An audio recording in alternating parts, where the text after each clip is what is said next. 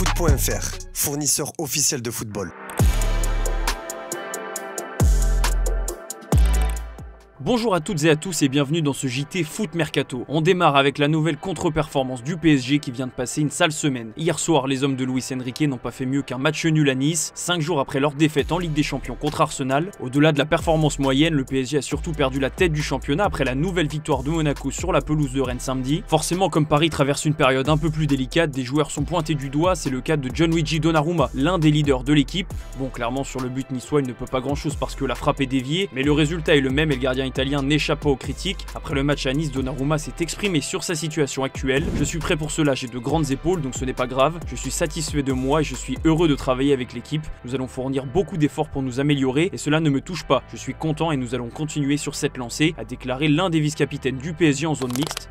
Côté niçois par contre, pas mal de joueurs ont brillé, notamment Tanguy Ndombele, l'éternel espoir français. On n'a jamais perdu de vue depuis son départ de Lyon, mais il a enchaîné les prêts sans jamais convaincre ni s'installer, que ce soit à Naples ou Galatasaray. L'OGC Nice a tenté le coup cet été, et pour le moment c'est plus que réussi. Hier soir, l'international français a été excellent et pas face à n'importe qui. Le milieu parisien n'a jamais réussi à bloquer les accélérations et les changements d'appui de Ndombele. D'ailleurs, il a logiquement été élu homme du match par notre rédaction. C'était assez improbable il y a plusieurs semaines, mais son nom revient même dans certains débats pour l'équipe de France. En tout cas, Francaise, son entraîneur, est convaincu par son joueur. Hier soir, il a expliqué comment Ndombele avait retrouvé son meilleur niveau. C'est quelqu'un qui a besoin, et il n'est pas le seul, d'un climat de confiance, et c'est ce que nous essayons de lui apporter. Mais au-delà de l'ambiance autour du club, c'est d'abord Tanguy qui veille à ce que tout se passe bien, a confié le coach niçois. À Lyon, l'OL retrouve le sourire sur le terrain avec une 4e victoire de suite contre Nantes, mais un grave incident est venu ternir cette belle après-midi. Après le match, des affrontements ont eu lieu entre des supporters lyonnais et l'un d'entre eux a reçu un coup de couteau dans la cuisse. D'après Actu Lyon, une personne aurait été interpellée à la sortie du stade, donc logiquement une enquête devrait être ouverte pour connaître les circonstances de cet accident. Laurent Prudhomme, le président de l'OL, a réagi sur Twitter en publiant un message de paix. Les violences, quelles qu'elles soient, n'ont pas leur place à l'OL. Nous condamnons très fermement les affrontements et agressions qui ont eu lieu dans le stade cet après-midi. Ces événements sont indignes de notre blason. L'Olympique Lyonnais doit rester uni et indivisible.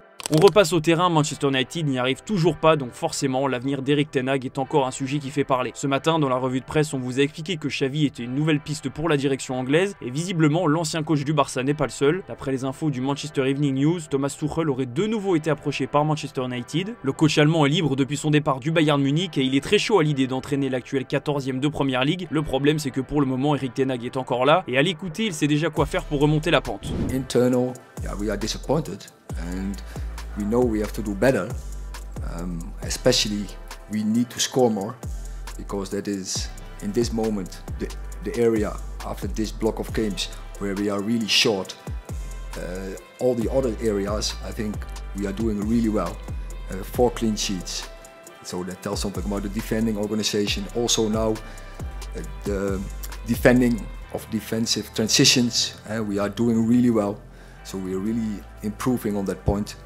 Our build-up play is good, we are calm, composed, we're creating the chances, apart from today.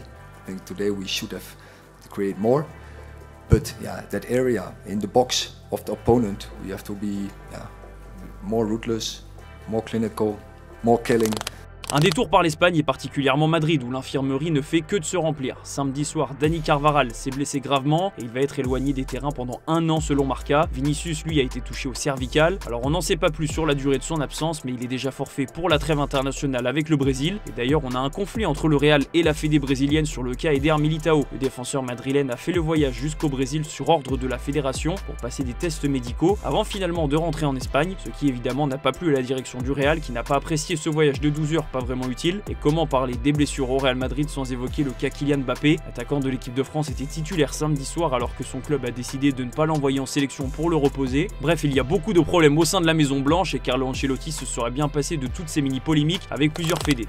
Et justement, en parlant de Kylian Mbappé, la FFF a réagi à son absence dans la liste de Didier Deschamps. Philippe Diallo, le président de la Fédération française de football, a donné une explication sur France Info ce lundi. Les sélections nationales ne peuvent pas avoir la portion congrue d'un calendrier international de plus en plus démentiel. Il n'y a rien rien au-dessus de l'équipe de France et des sélections nationales. Didier avait échangé avec lui directement et avec le staff médical du Real Madrid et il a décidé de ne pas le sélectionner, ce qui ne remet pas en cause l'attachement de Kylian à l'équipe de France. Il y a une pression exercée par les clubs sur leurs joueurs. Est-ce que le rapport de force est en notre faveur? Notre principale faiblesse est que les joueurs qui viennent en équipe de France ont des contrats de travail avec leur club. C'est ce qui fait que les sélections sont une position qui est plus délicate. Il faut convaincre l'ensemble du monde du football que venir en sélection est un honneur. Pas sûr que ça suffise pour clore le débat, mais au moins la FFF est sortie du silence. Hier soir, Antoine Griezmann, qui vient de vivre une semaine mouvementée avec sa retraite internationale, a retrouvé son ex. L'Atlético Madrid était en déplacement à San Sebastián pour affronter la Real Sociedad et Grisou se souviendra pendant longtemps de cette soirée. Encore une fois, côté terrain, Griezmann a été décisif en offrant une passe décisive dès la première minute de jeu pour Julián Alvarez. Ensuite, la Real Sociedad est revenue au score et en fin de rencontre, le public basque a clairement durci le ton. Certains supporters de la Real Sociedad ont même lancé un chant où ils répétaient « Griezmann meurt ». C'était si violent que le speaker du stade a dû intervenir pour demander au public de soutenir son équipe et de respecter l'adversaire. Bref, Griezmann aura vécu une soirée compliquée. Pourtant, il avait fait les beaux jours de la Real Sociedad où il a inscrit 52 buts et donné 18 passes décisives. Mais visiblement, les supporters du club basque ont vite oublié ces belles années.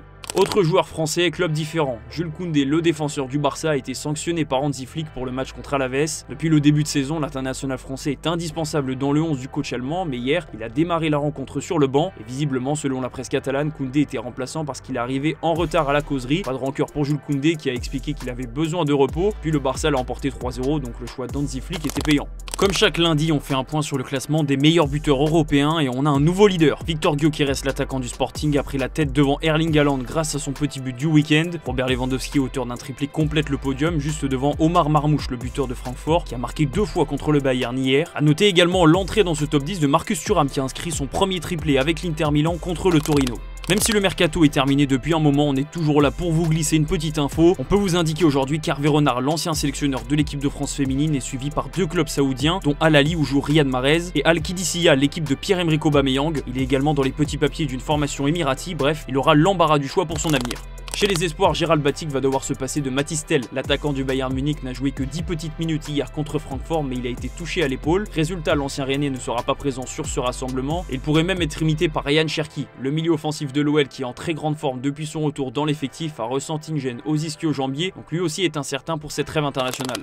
On passe aux officiels du jour. On vous a déjà expliqué en long, en large et en travers que la suspension de Paul Pogba avait été réduite. Aujourd'hui, le tribunal arbitral du sport a publié un très long communiqué pour expliquer les raisons de cette décision. Et pour résumer, l'argumentaire de Pogba, qui a toujours dit qu'il avait pris ce produit involontairement, a fonctionné, donc sa sanction a été réduite. En équipe de France, pas de Pogba évidemment, et il n'y aura pas d'Ayo Upamecano non plus. Le défenseur du Bayern a comme Mathys Tel été touché lors du match nul contre Francfort, qui ne sera pas du rassemblement. Didier Deschamps a décidé de le remplacer par Loïc Badé, le défenseur du FC Séville, qui n'avait pas pu venir en septembre dernier à cause d'une blessure.